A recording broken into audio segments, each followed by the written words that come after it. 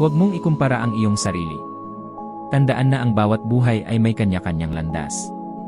Walang tao ang may parehong kwento. Kahit magsimula pa ang dalawang tao sa iisang lugar, magkaiba pa rin ang kanilang mga karanasan, pagsubok, talento, at mga oportunidad. Ang pagkukumpara ng buhay mo sa iba ay parang paghahambing sa araw at buwan. Pareho silang nagniningning, ngunit sa magkaibang oras at paraan.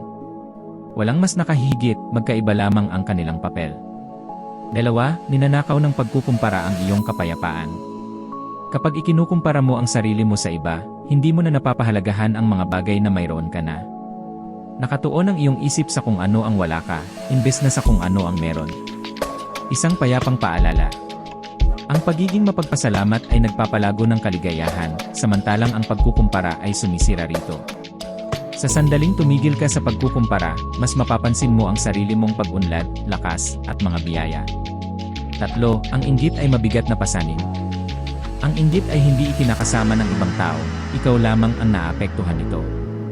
Sa pilosopikal na pananaw, para itong pag-inom ng lason habang umaasang iba ang magdurusa.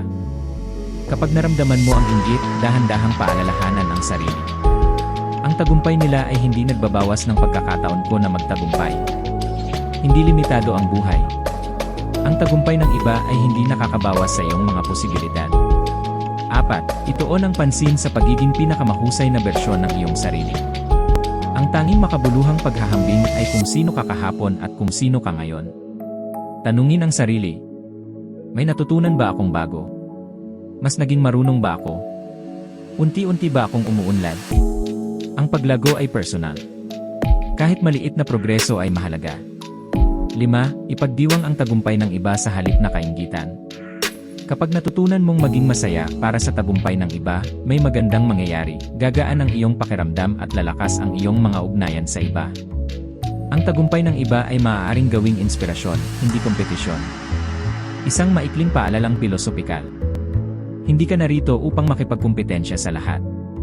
Narito ka upang tuklasin ang iyong sariling layunin, lumago sa sarili mong panahon, at mamuhay ng sarili mong buhay.